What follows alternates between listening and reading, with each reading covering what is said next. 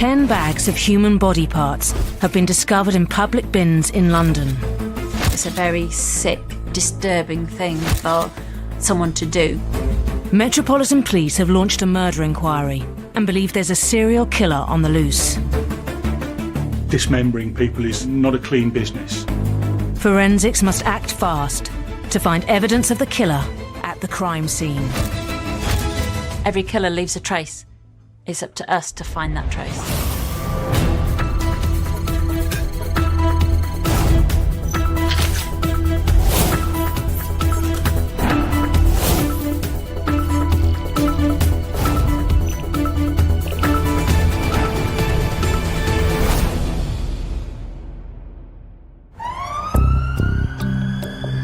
While searching for food in waste bins, a homeless man has discovered butchered body parts concealed in bin liners.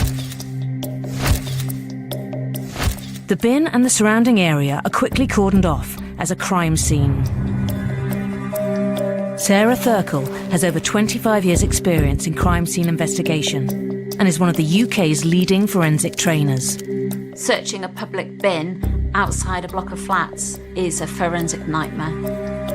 This is probably one of the worst forensically preserved crime scenes that you can have. Because of the location of the bins, the fact that they're outside, everyone's got access to them, and people are dumping rubbish in them. London homicide detective Brian Hook was one of the first on the scene. When a homicide happens, that golden hour is all important. If it goes wrong in that hour, it stays wrong. Inside the bin bags, police discover a pair of human calf muscles and a female torso. CSIs meticulously search the bin and its contents for any clues as to what has happened. Well, every single one of those bags has to be opened and every single content has to be assessed. As a crime scene coordinator, I'd be expected by an SIO to put forward hypotheses and decisions about future scenes that we might encounter. My understanding for this case is that the bins are the dump site. They're not going to be the main crime scene. The main crime scene is either going to be the area where the body's been cut up, but also potentially where the bodies have been murdered. Be on the list of items that I would put on my forensic strategy are things that potentially we would be looking for. Saws, knives, all sorts of equipment, along with black bin bags. Police make inquiries with the residents of the flats who use the communal bins. Every crime scene's a challenge. The challenge here, there are hundreds and hundreds of flats. One of those flats could be our crime scene. And remember, it's vital that at the earliest opportunity we find where our victim was murdered and where the dismemberment took place, because there'll be a wealth of forensic evidence there. Day 2, with no active leads to the killer and potentially more than one victim, the case is declared a Category A murder investigation. There is a sudden increase of activity. The curve goes steeply up. All sorts of things are going on. We've got specialist search teams on the way. The inquiry team is making its way into homicide headquarters. The specific officers for house to house, CCTV, seized at the earliest opportunity. Within hours, the search team make another horrific discovery. Less than 250 metres away from the first deposition site. And it was in this area here, in Plender Street, that the specialist search officers actually found another bin liner that it also contained body parts. Finding who these victims were is of paramount importance. A DNA profile will take 24 hours to 36 hours minimum. The body parts are sent away for DNA analysis, and the pathologist confirms the detective's suspicions. At this point, it was actually realised that we had more than one victim. They have the torso of one female and the limbs from another. The Metropolitan Police have a serial killer on the loose. The whole enormity of what had actually been found suddenly hits you. This is going to be a momentous investigation. Fearing the killer may strike again, the detectives need to act fast. Communal bins are everywhere around here. Met Commander Andy Baker is brought in to oversee the investigation, and dozens more officers are called in to expedite the house-to-house inquiries. The house-to-house was extensive. On the face of it, a fairly mundane job, knocking on doors. Knowing what we know, though, it's quite scary to think that there's body parts found less than 20 yards away from where you live. But at the same time, you have to find out who lives there, making sure that you're checking that with what records show, so they don't leave a person off who could be a suspect. Many of the residents suggest a man from the estate the detectives should speak to. It's obvious from the house-to-house inquiries that a lot of the neighbours and people that live on the estate have misgivings about one of the residents and his attitudes and sometimes his behaviour.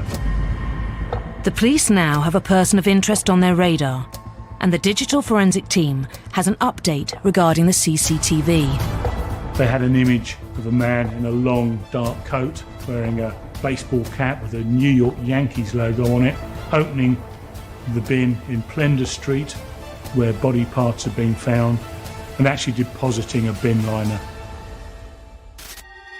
Was someone from the local flats had taken the bin bags out from his flat and dumped them in the bins outside.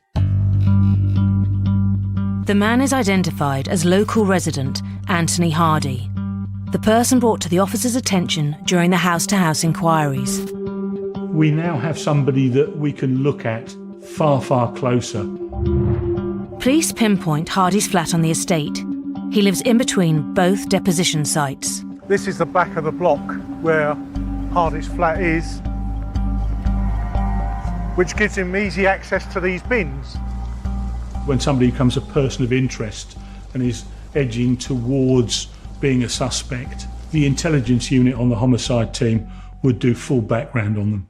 Records revealed that just 11 months ago, police were called to Anthony Hardy's flat after a neighbour had accused him of criminal damage.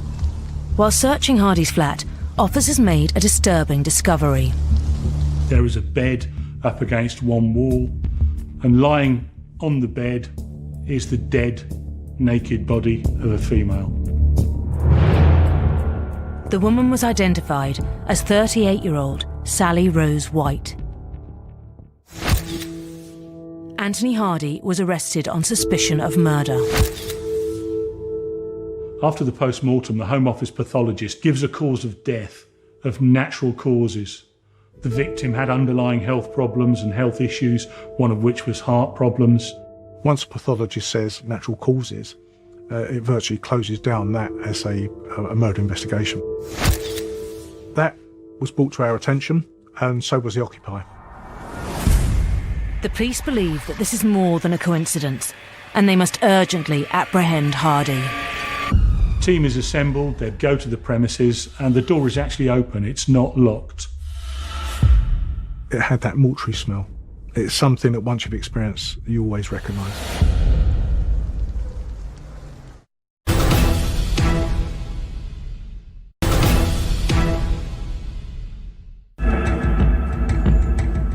Human body parts from 2 unknown victims have been discovered in public bins on a North London housing estate. Police have identified a suspect, 51-year-old Anthony Hardy. A specialist team has gathered out of sight of Hardy's ground floor flat. They are ready to force entry and arrest him on suspicion of 2 murders. What we have is a man that not 11 months previously had a dead body in the flat, not 150 yards away from this scene where we found dismembered body parts. For evidential purposes, an officer records the events. They open the door and they're greeted with a corridor. There are drawings and paintings on the floor and on the hallway walls. Can only be described as bizarre. And it's fairly obvious at this point, Mr. Hardy is not there, but there is a distinctive odour within the premises. As you go right into the sitting room, You're greeted with a dining table. By the dining room table, there are actually 3 televisions connected to 3 VHS video recorders. And on the table are multitudes of VHS cassettes. There was stacks and stacks and stacks of videos, sadomasochistic, violent, hardcore porn. I remember seeing a red devil's mask on the wall opposite. Gave you that kind of shudder when you looked at it. There is a distinctive smell coming from the bedroom. The door to the bedroom is opened. Not only does the odour get stronger, but on the floor next to the bed is an object covered by a black local authority bin liner. And lying on top is a hacksaw and a number of knives laid neatly, almost altar-like. Unfortunately, underneath there, what we discover is the torso of a female. The police now have 2 torsos, but there is still no sign of their prime suspect. Hardy's not there. Where are we most likely to find him? We're now dealing with a manhunt. The flat is secured as a crime scene, and harvesting forensic evidence becomes the priority. My understanding is that it was a very disturbing scene within there. This is where there would be discussion with the crime scene coordinator and the SIO as to what actually they want us to do at the scene. What's the forensic strategy? You could spend weeks and weeks proving everything at a vast cost, when actually only examining a few items will prove beyond reasonable doubt that this is your offender and this is where he's committed the crimes.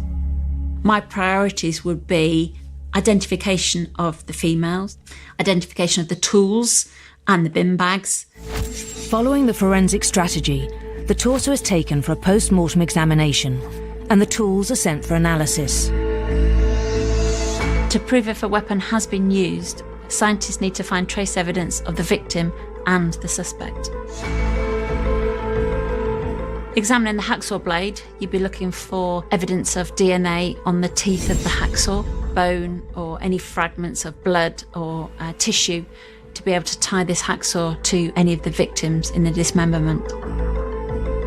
To dismember a body with a hacksaw needs a lot of force, so you would be looking on the frame of the hacksaw for any fingerprint evidence where the hacksaw's been pushed down.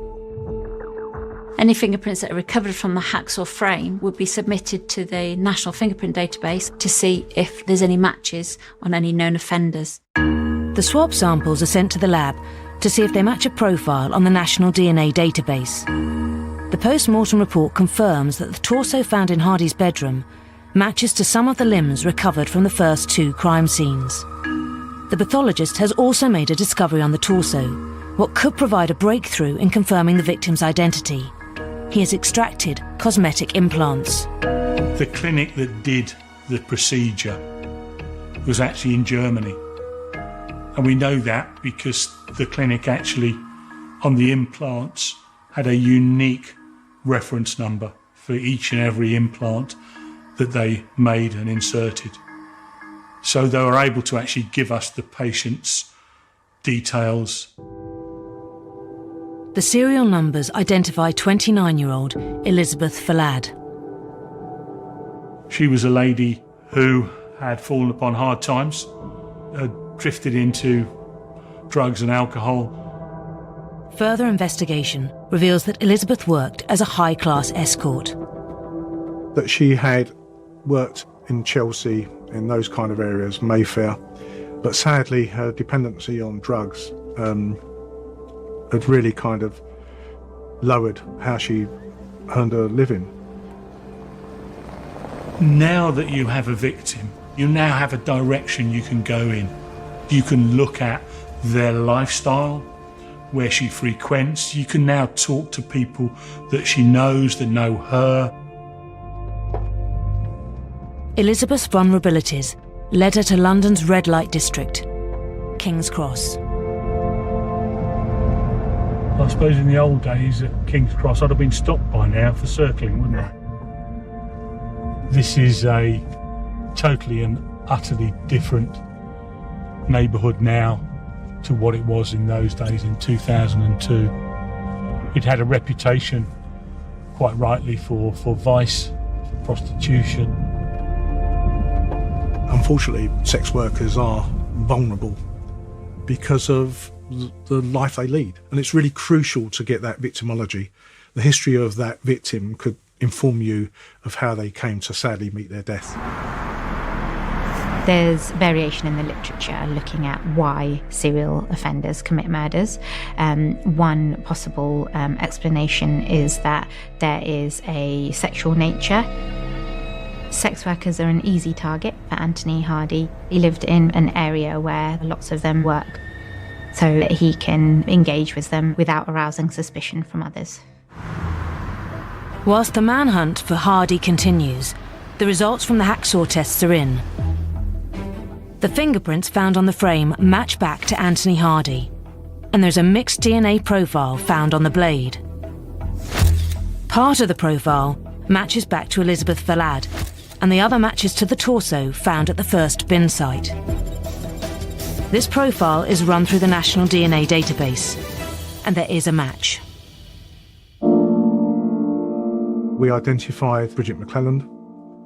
She was a mother from central England. Again, sex worker history. Somebody has to be brought to book for it. And you've been handed a very important thing, which is to speak for them. You're working for them, you're working for their family. And it's your job, it's the team's job. You are now their voice. It's a huge responsibility. Detectives have confirmed the identity and backgrounds of both victims. We still have to prove that it was Hardy that has done this terrible deed to both of them. And what we're looking for now is where those paths crossed with Hardy. The knowledge of the victims and their circumstances assist the forensic psychiatrists who continue to build a profile of Anthony Hardy. There appeared to be a stark contrast to his earlier stage of his life compared to his current stage. Before, he appeared to be living a very conventional life. He was a graduate, he had a stable full-time job, he had a marriage. When the whole family moved to Australia in the 1980s, his wife first started reporting changes in his behaviour. Major life events such as moving to another location may be precursors or triggers for reacting in different ways and for behaving in different ways. He attacked his wife with a bottle of water that was frozen, so effectively was a solid lump, and then dragged her into the bathroom and tried to drown her. The frozen bottle of water is an indication of the manipulative cunningness that is emerging within Mr. Hardy, because once that is done, obviously there would perhaps be a search for a murder weapon, and what you would only have is a bottle of water or even an empty plastic bottle. Hardy returned to the UK following the end of his marriage, and his life continued to spiral out of control. There's a possibility that Anthony Hardy exhibited a sensitivity towards women and negative emotionality towards women, particularly after the breakup of the marriage. So it was at this stage that there appeared to be a deterioration in his mental health. He was no longer employed, he was moving from hostel to hostel, he became an alcoholic. Hardy's history reveals a continuum of violence and indicates the high level of danger he poses.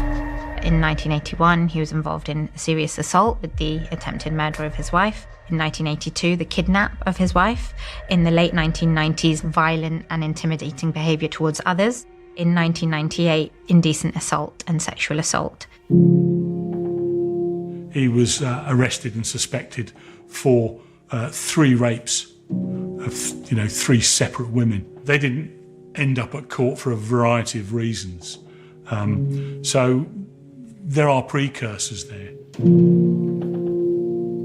Hardy's timeline of violence takes investigators up to the discovery of Sally Rose White's body in his flat in January 2002. What we now have is a violent man that not 11 months previously had a dead body in the flat, not 150 yards away from this scene where we found dismembered body parts. If sexual offenders are not apprehended and they continue to carry out their crimes, they may increase their appetite for certain facets and aspects of those crimes.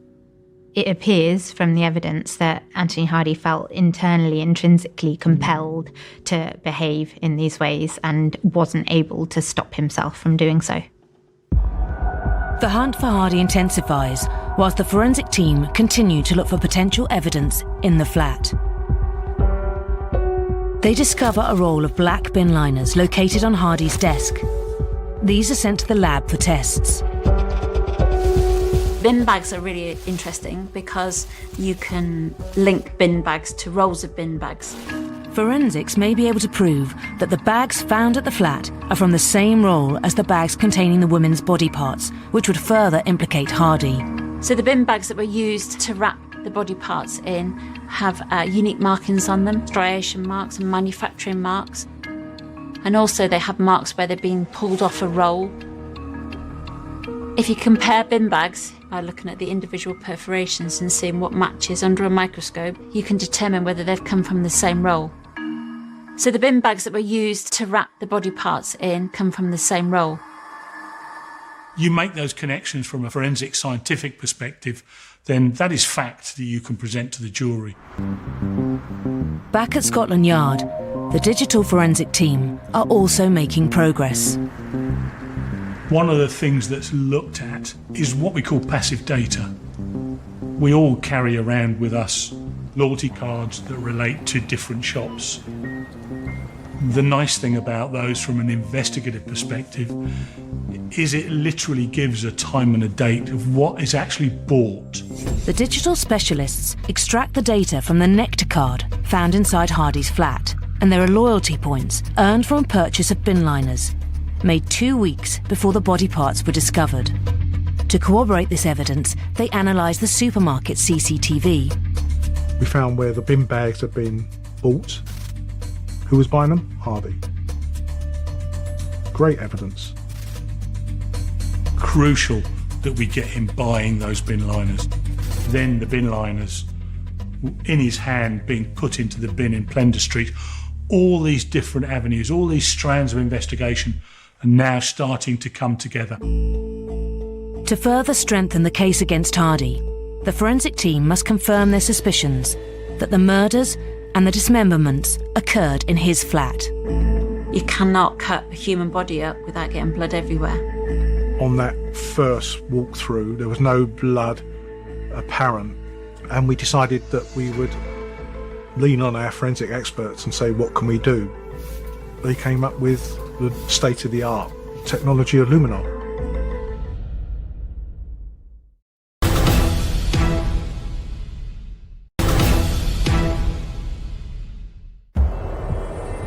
Police in London are hunting a serial killer.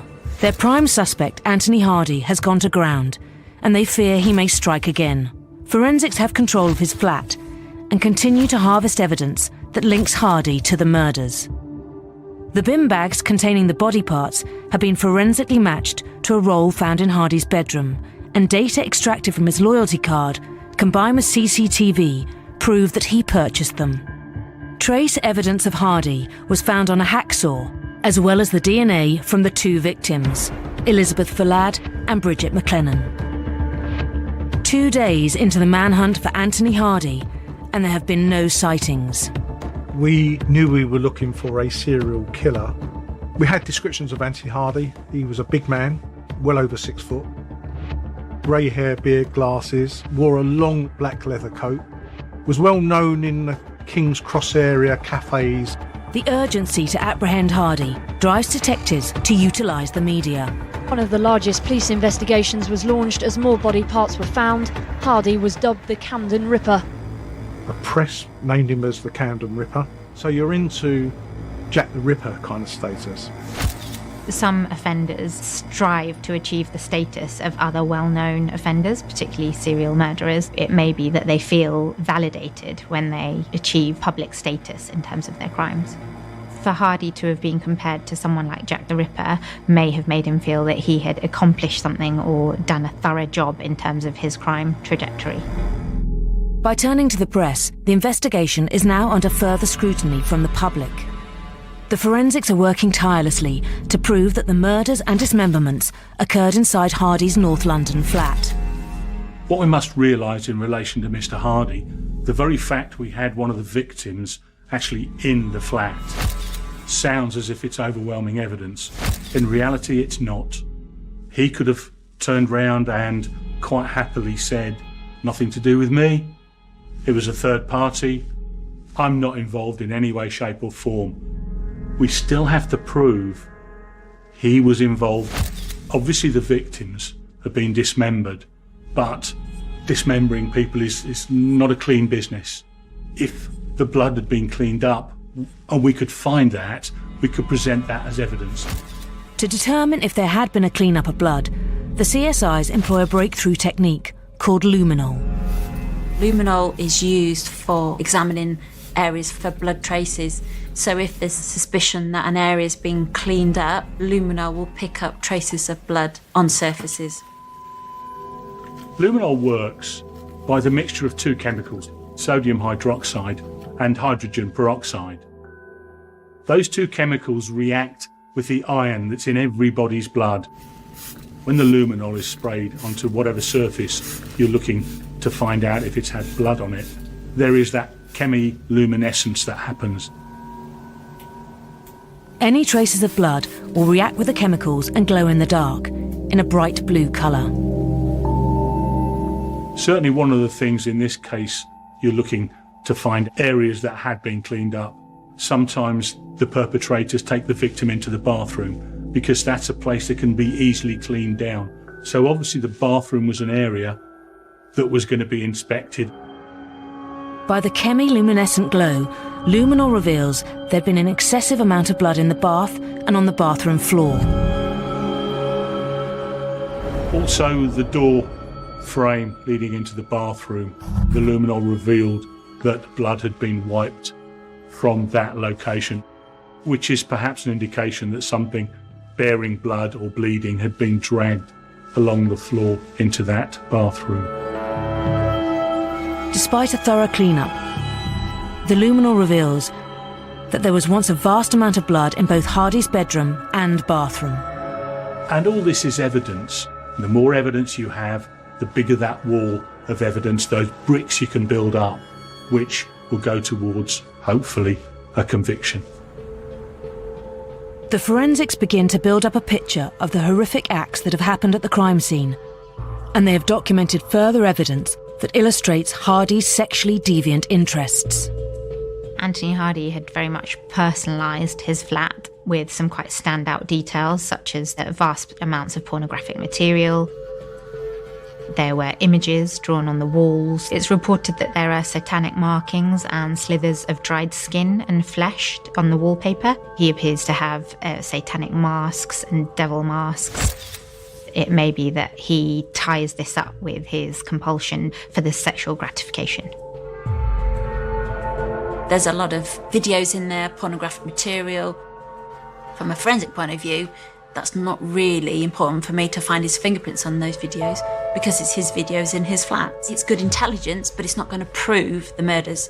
It's going to prove that the man's a bit weird, but it's not going to prove that he's murdered and dismembered girls. But for forensic psychiatrists, this sheds more light onto Hardy's mindset and actions. All the evidence indicates that Anthony Hardy is a sadistic killer.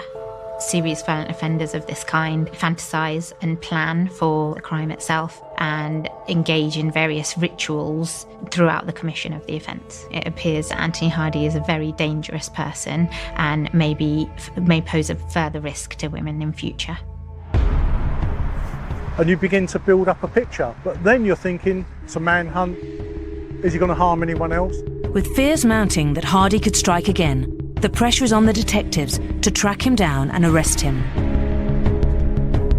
Because we're now manhunting Mr. Hardy, his lifestyle, what he does, where he goes, is imperative to know every single detail. And one of the things that became apparent is he had some medical conditions. Police have learned that Hardy is a diabetic and will soon need to obtain more medication. It was obvious from what wasn't in the flat that the medication would be running out. He would at some point have to go to either a doctor or a hospital to seek further medication, and the medical profession or hospitals were all alerted to that fact. They're all supplied with photographs of him and details and contact numbers in case he came in. On New Year's Day, the mass circulation of Hardy's image provides the police a much-needed lead. UCL Hospital contacted us and thought that Mr. Hardy may well have visited them to pick up some medication. Officers go down there, look at the CCTV, and sure enough, yes, it's Mr. Hardy. He has shaved off his beard to try and change his appearance. Well, it did no good, because the next day, the front page of every newspaper in London had the unshaven image, Mr. Hardy, on their front page. Detectives have their suspicions confirmed. Hardy is still in North London. Because Hardy had been here for some time and knew this area, it was his hunting ground. He's not going to stray far from this. I mean, that was something we were very, very aware of. You've still got one eye out, one little beady eye always on the footways, always on the pedestrians, just in case you come across him, in case you see him. 24 hours later, another sighting. An off-duty officer and his son see a man fitting the description of Anthony Hardy at Great Ormond Street Hospital. Uniform officers arrive at the location. There is a fight, and the police officers that actually go in to make the arrest are actually injured.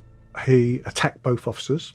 He fractured one officer's socket and cheek. He stabbed another officer in the hand. They held on to him. After a 3-day manhunt, the police finally have their suspect in custody. They have only 24 hours to compile all the evidence and charge him with the murders of Elizabeth Fallad and Bridget McLennan. As soon as he is taken to a police station, the clock under the Police and Criminal Evidence Act starts ticking. That's a green bin, Tony, with a black lid on it. Exactly the same as the one behind the pub. Do you know that bin at all?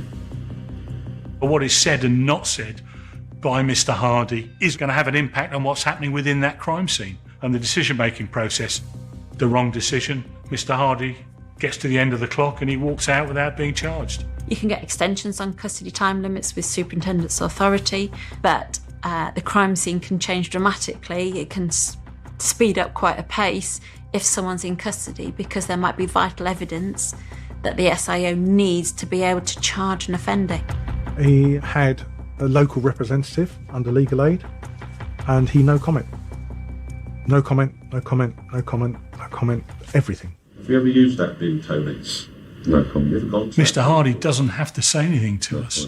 And if he doesn't answer any questions, then all you can present to the evidence is what you find. Because I'd suggest, I think I'm right in doing this, that the joss sticks, the burning of the scent, would have been to mask the smell. They don't want to be caught for murder. They want to say, it wasn't me. Could be someone else. My door was open. Anyone could have gone into that flat. Is that why he left his door unlocked? So he could say, loads of people used to come to my flat. He did have visitors. So was that how he was building his defence? Was he working on an alibi? I wasn't there. Everything had to be proved. As the custody time limit approaches, the police are about to unearth a compelling piece of evidence that could secure a murder charge. We're contacted by a friend of Mr. Hardy who has possession of some photographs. These photographs have been taken by Mr. Hardy and then actually given into a photographic studio to be developed. Mr. Hardy then, when he was on the run, gave the receipt to this gentleman and asked that they be recovered and held for him to recover. The digital forensic team retrieve the CCTV footage from the photo studio and corroborate that with the date and timestamp on the receipt. It was Anthony Hardy, wearing the long leather coat and the New York Yankee hat he was wearing on his arrest. What the photographs revealed were our two victims. They were posed on the bed by the way the limbs were laying. The pathologist came to the opinion that the photographs were taken when the women in them were dead. It's a very sick, disturbing thing for someone to do, to take photographs of dead girls. Serial killers often keep mementos of some kind or take photographs of their victims in various positions. Having the mementos may serve as a reminder of what they have achieved. Normally, the offender wants to leave the crime scene as soon as possible, but in crimes such as Anthony Hardy's, he wasn't ready to stop or to finish those acts of crime, and he wanted to prolong the enjoyment that he received from them. These photographs were able to link, firstly, the victims to the flat via background objects. There was a mask involved. This mask had been placed on their face, and this again is tied back to the mask being found at the scene. And there was also a baseball cap that the offender was seen on the CCTV wearing. We then are in a position where we have to prove Mr. Hardy took these photographs.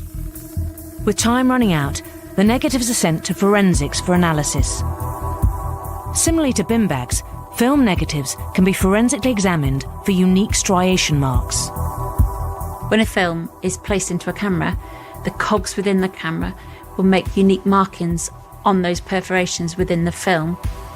If you can tie that back to a specific camera, then you can do further forensic trace evidence searches on that camera to then look for DNA or fingerprints, which will then further link that camera to an offender. Police look through items seized from the flat, and one exhibit may prove to be a crucial piece of evidence. Scientifically, we can prove those negatives came from that camera. It's always fantastic, a sense of euphoria when you gain that little bit more evidence that eventually we began to get a full picture. With confirmation the photographs were taken by Hardy's camera, the incriminating evidence is put to him. And I'd like you to talk me through these exhibits. Like that, for instance. What's that do for you, Mr. Hardy?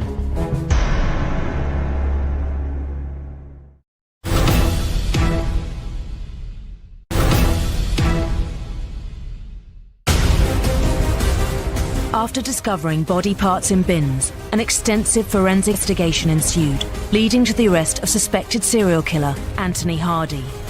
Forensics have built up a wealth of evidence from 3 crime scenes. Luminol revealed areas of blood that have been cleaned up. Trace evidence of the suspect and victims was found on the hacksaw. Bin bags in the flat matched to the bin bags containing the body parts. CCTV has shown some of Hardy's movements. And now they have Hardy's camera and his photographs of the dead victims. These photographs were obviously paramount to the inquiry because they were able to tie the girls to the scene, to the mask, to the bed, to the suspect. I'd like you to talk me through these exhibits that I'm going to show you. Like that, for instance. What's that do for you, Mr. Hardy? No comment. Anthony Hardy is confronted by this new evidence, but still refuses to answer questions. That, Mr. Hardy, is your flat, isn't it?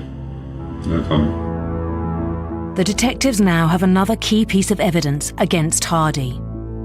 His mementos provide yet another direct link to the crime scene, and the police can charge him with the murders of Elizabeth Falad and Bridget McLennan. The team now has 10 months to prepare for trial. There is still huge amounts of work to do.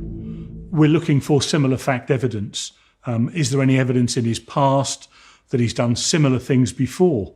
We had witnesses come forward, other sex workers, and several of them actually said that whilst engaging in sex, he had let the whole of his weight bear down on their body, and they would find it very difficult to breathe. We know that another female came forward and said that she was attacked by Anthony Hardy, and she said, "I couldn't speak because I could not breathe. It was like he was pushing me right down into the bed. I physically couldn't move and couldn't speak. He got a kick knowing I couldn't breathe. The most kick he got was at the point when I was literally not able to breathe and I was crushed in such a position." I think this indicates that Hardy genuinely received gratification from being in control of other women, restraining them in this way and having the power over their ability to move. It's a type of positional asphyxia. In other words, the diaphragm is not able to move, and therefore you can't draw oxygen into your lungs and effectively suffocate. So that is a distinct possibility as a cause of death for our two victims. This new intelligence brings Hardy's background back into question. We went through other sex workers that had been murdered because they had to be put to him. We had to get all the paperwork out of Sally Rose White's investigation 18 months previously. The pathologist reviewed what he had decided back then and came to the conclusion that Sally Rose White, in fact, it was asphyxiation by pressure. Bearing in mind, Sally Rose White was a very small woman. This 22-stone man just pressing into you could have been a cause of death. A consultant forensic psychiatrist who assessed Hardy in 2003 suggested the following explanation. If the jury accept that the defendant did in fact intend to kill or seriously harm his 3 victims, then I believe the offending is linked to the defendant's sadistic personality, his intoxication with alcohol, and his rage at his sexual dysfunction. Police were determined to never allow Anthony Hardy to walk free again. We are working for our victims. If we get it wrong now, it stays wrong. It will always be wrong, and it will still be wrong when we put the person in the dock at the Central Criminal Court charged with murder.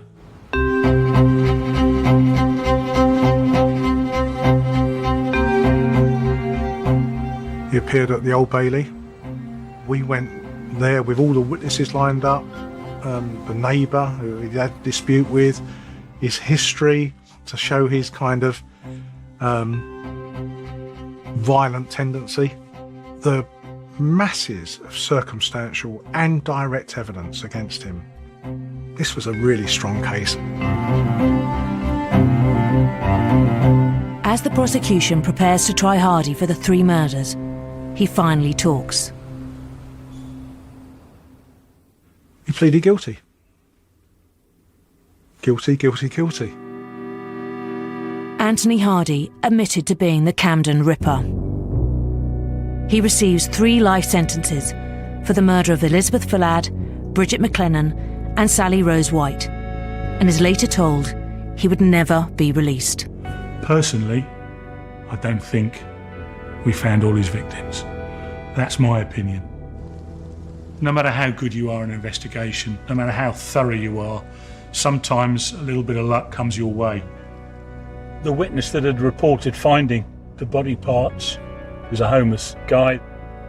If he decided that this was actually a lot of trouble and just walked on, then eventually those dustbins would have been emptied and we would never ever have ever found those victims.